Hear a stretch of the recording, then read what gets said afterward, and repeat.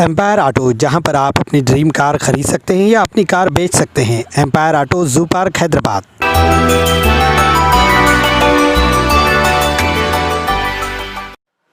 दोस्तों, साथियों, मैं मोहम्मद रशीद आप तमाम का इंडिया 18 में खैर मकदम करता हूं और आप तमाम से गुजारिश करता हूं कि अगर आप हमारे चैनल पर नए हैं तो हमारे चैनल को सब्सक्राइब जरूर कीजिए ताकि आपके सब्सक्रिप्शन से हमारी हिम्मत अफजाई बनी रहे।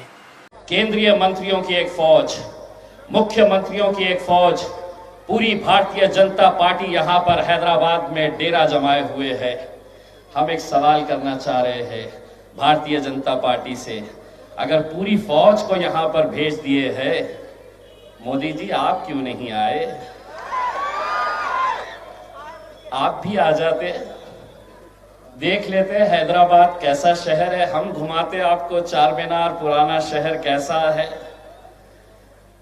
लेकिन आपको ये मालूम है कि हम हिंदुस्तान में कहीं पर भी जा सकते हैं, हम देश भर में कहीं पर भी जा सकते हैं, लेकिन हैदराबाद में किसी की दाल गलने वाली नहीं है, ये आप बखूबी जानते हैं। इसीलिए जो डर और खौफ आपको सताया तो आपने सबको भेज दिए, खुद दूर रहे। आप तो कल हैदराबाद आए थे वैक्सीन ढूंढने के लिए, वैक्सीन कैसे चल रही है कोरोना की। 1 तारीख के दिन आपकी पार्टी को हैदराबाद की आवाम कैसा इंजेक्शन देने वाली है ये भी आप देख लेते थे तो आपको समझ में आ जाता था। लेकिन नहीं, वैक्सीन कोरोना का ढूंढने के लिए आएगा। 4 तारीख के दिन आपको पता चलेगा कि हैदराबाद की आवाम कुछ हटकर है। दोस्तों, बुजुर्गों, साथियों, अगर इस देश के अंदर अगर हमने आप लोगों से कुछ सीखा है और आप लोगों ने हमें कुछ सिखाया है तो बैरिस्टर असदुद्दीन अवैसी साहब की क़यादत में इस मुल्क के मुसलमानों को, दलितों को, पिछड़ों को अगर आपसे हमने कुछ सीखा है तो अगर इस मुल्क में जीना है तो सीना चौड़ा करके और सर ऊंचा करके चलना हम लोगों ने आपसे सीखा है। आप लोग मुबारकबाद के हकदार हैं। आज अगर हिंदुस्तान के अंदर, अगर हम कोने कोने के अंदर मजलिस इत्तेहादुल मुस्लिमीन पहुंच रही है, फैल रही है, ताकत बनकर खड़े रह रही है। बिहार के अंदर हमने महज 5 सीटें क्या जीत ली। 5 सीटें किसी एक असेंबली के लिए बहुत बड़ा आंकड़ा नहीं होता है, लेकिन असर उसका क्या हुआ है आप अच्छी तरह से जानते हैं। हमने बिहार के अंदर 5 सीटें क्या जीत ली, इतना हड़कंप मच गया मानो असदुद्दीन अवैसी साहब वजीर आजम की कुर्सी के ऊपर जाकर बैठ गए हैं। बैठेंगे इंशाल्लाह, वहां पर भी बैठेंगे इंशाल्लाह, लेकिन उसका असर क्या हुआ है? हम 5 सीटें क्या जीत लिए वहां पर। अब महफिल सजती है भारतीय जनता पार्टी की, महफिल सजती है कांग्रेस पार्टी की, महफिल सजती है आरजेडी की, महफिल इन सब की सजती है, लेकिन चर्चा हमारा होता है, चर्चा हमारा होता। बस ऐसा हो गया है कि ये हैदराबाद की एक जमात, हैदराबाद की एक जमात जिसके बारे में लोग कहते थे कि ये सिर्फ हैदराबाद तक महदूद है, बाहर इसे कोई जानता नहीं, कोई पहचानता नहीं। हैदराबाद के बाहर मजलिस का वजूद क्या है, लोग ये सवाल करते थे। हद तो ये हो गई कि लोग ये तक कहते थे कि बैरिस्टर असदुद्दीन अवैसी साहब अकेले पार्लियामेंट के अंदर इतने सालों से जाते हैं और अकेले ही रहेंगे, लेकिन नहीं, आप लोगों की दुआओं की वजह से अब असदुद्दीन अवैसी साहब पार्लियामेंट में अकेले नहीं बैठते हैं, मैं भी बैठता हूं आप लोगों की दुआओं की वजह से। और इतने घबराए हुए हैं, सोचते थे कि नहीं ये तो अकेले रहेंगे। तो जब हम 2 गए पहले मर्तबा पार्लियामेंट के अंदर, इतनी तकलीफ हुई उनको, इतनी तकलीफ हुई कि 1 के 2 हो गए। तो जिस दिन पहला दिन था, मुझे मालूम है नरेंद्र मोदी साहब ने अमित शाह से हम दोनों को देखकर क्या पूछा था जानते हैं? अरे ओ सांभा, अरे ओ सांभा, कितने आदमी है रे? तो सामा ने जवाब दिया, साहब है तो 2 लेकिन 200 पे भारी है।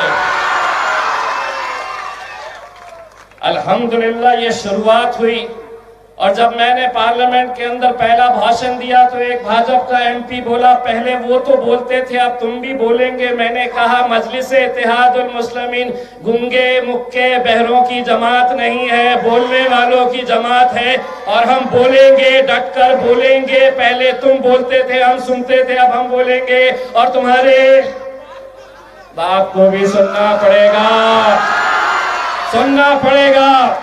कब तक ये खामोश मिजाजी तुम्हें जीने नहीं देगी। इस दौर में जीना है तो कोहराम मचा दो। सुना है अमित भाई चले गए,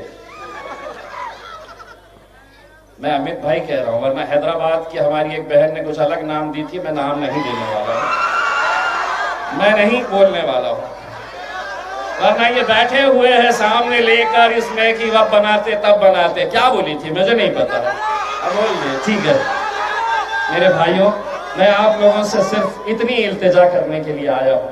ये इलेक्शन और पहले के इलेक्शन में जमीन और आसमान का फर्क है। आपने देखा होगा कि इस इलेक्शन के अंदर जिस तरह की ताकतें इकट्ठा हो गई, हर एक का मकसद यही है कि मजलिस इत्तेहादुल मुस्लिमीन के गढ़ के अंदर अगर हम उन्हें कमजोर कर देंगे, अगर अपने गढ़ के अंदर इन्हें हम खत्म कर देंगे, तो हम आगे का सपना, एक ख्वाब जो देख रहे हैं आप लोगों के लिए, चाहे वो पश्चिम बंगाल हो, उत्तर प्रदेश हो या देश के कोने कोने में, वहां पर जाने के लिए। वरना कहीं पर ऐसा इलेक्शन नहीं हुआ है जहां पर बड़े बड़े नेता आते हैं, इस तरह की बयानबाजी कर चले जाते हैं। हमारी एक पश्चिम बंगाल की बहन ने बंगाली के अंदर आपने भाषण दिया है। आपको एक हम बात बताना चाहते हैं, जिस दिन आप मजलिस से हमारा ताल्लुक हो गया है, आप अगर इशारों में भी बात कर देती तो हमारी आवाम समझ जाती आप क्या कहना चाह रही है करके। ये मजलिस का एक रिश्ता है। लेकिन आज हमने देखा है हैदराबाद की सरजमीन के ऊपर कैसे कैसे बयान दिए गए। इसी तरह का एक बयान हमने बिहार में अख्तरुल ईमान साहब के एक जलसे के अंदर सुना था, जहां पर कांग्रेस के अध्यक्ष राहुल गांधी जी के मौजूदगी में वहां के उम्मीदवार ने कहा था कि असदुद्दीन अवैसी जो हैदराबाद से बिहार आया है, मैं उसके हाथ पैर तोड़ के वापस उसे हैदराबाद भेज दूंगा। पब्लिक ने उसी दिन तय किया कि तू क्या हाथ पैर तोड़ेगा, हम तुझे इलेक्शन के दिन दिखाएंगे। अख्तरुल ईमान साहब को 90,000 से ज्यादा वोट मिले, तो वो जो हाथ पैर तोड़ने की बात कर रहा था वो 20,000 में ही लपेटा गया। और अब यहां पर एक भाजपा का नेता कहता है कि अगर हम चुनकर आ गए तो हम अवैसी भाइयों को अपने पैरों के नीचे रखेंगे। एक गंजू, समझता है गंजू,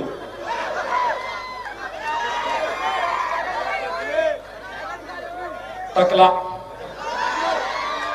कहता है कि अगर हम आ गए तो पुराने शहर के अंदर हम सर्जिकल स्ट्राइक करेंगे। मैंने कहा कर ले, शर्त यह है जिस दिन तेरे सर पे बाल उग गए उस दिन कर ले सर्जिकल स्ट्राइक। तीसरा कहता है कि ये जो बैरिस्टर असदुद्दीन अवैसी है, तुम अगर यहां पर उन्हें वोट देते हैं तो वो बिहार में ताकतवर होता है, यहां पर वोट देते हैं तो पश्चिम बंगाल, उत्तर प्रदेश में ताकतवर होता है। यहां के लोग देंगे और इंशाल्लाह वहां पर मजलिस ताकतवर होगी, होगी, जरूर होगी। और आप लोगों को यह जिम्मेदारी उठाना है मेरे भाइयों। आज आप जो माहौल भारतीय जनता पार्टी यहां पर करने की कोशिश कर रही, एक नेता कहता है कि यह बैरिस्टर असदुद्दीन अवैसी जिन्ना, पाकिस्तान के जिन्ना, उनका दूसरा रूप है। अरे वो जिन्ना जो थे वो चले गए। असद भाई ने यह कहा कि जीना, यहां मरना, इसके सिवा वो जिन्ना थे चले गए। असद भाई ने बोले जीना मरना इसके सिवा बस यहीं रहना है हमको। अच्छे अच्छे आएंगे 56 इंच के 56 आकर चले जाएंगे, लेकिन हैदराबाद की सरजमीन को कोई मजलिस से छीन नहीं सकेगा मेरे भाई, मजलिस से छीन नहीं सकेगा। और ये जो जितनी भी ताकतें हैं, जितनी भी ताकतें, अभी थोड़ी देर पहले मैं आज तक के एक डिबेट के ऊपर था, एक भारतीय जनता पार्टी वाला स्पोक्स पर्सन था, उसने कहा ये तो वो पार्टी है जो अकबर अवैसी देखो कैसी बातें करता है। मैंने कहा नींद आती है तुझे या रात भर अखबार अखबार अखबार अखबार अखबार अखबार अखबार अखबार अखबार।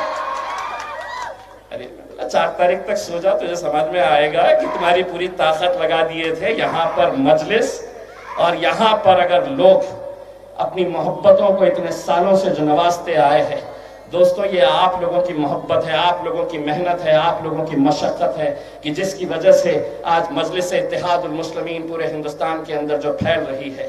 यकीन मानिए अगर इस बार अगर हम कमज़ोर हो गए तो कहीं ना कहीं आप ये समझ लीजिएगा कि मजलिस को यहाँ पर जो कमज़ोर करने की कोशिश की जा रही है, अपनी क़यादत को ख़त्म करने की कोशिश की जा रही है। मैं आप लोगों से अकबर गुजारिश करने के लिए, एक भाई और एक बेटे की हैसियत से मैं आपको इतना कहने के लिए आया हूँ, आप लोगों से ये एक भीख मांगने के लिए आया हूँ कि 4 तारीख के दिन जब नतीजे आए तो सिर्फ हैदराबाद इसका जश्न नहीं मनाना चाहिए बल्कि पूरे हिंदुस्तान ने मनाना चाहिए। और हम भी फख्र के साथ महाराष्ट्र के अंदर हमने ये कहना चाहिए कि हम भी आए थे आपके दरबार में आप लोगों से इल्तिजा करने के लिए और आप लोगों ने हमारा सुना है। बस जाते जाते आप लोगों से सिर्फ इतना कहना चाहूँगा, अगर मजलिस के साथ पूरी ताकत के साथ खड़े हैं मेरे भाइयों, तो एक बार दोनों हाथ ऊंचा करके मेरी आवाज़ के साथ आवाज़ लगाइए, मजलिस इत्तेहादुल मुस्लिमीन, मजलिस इत्तेहादुल मुस्लिमीन,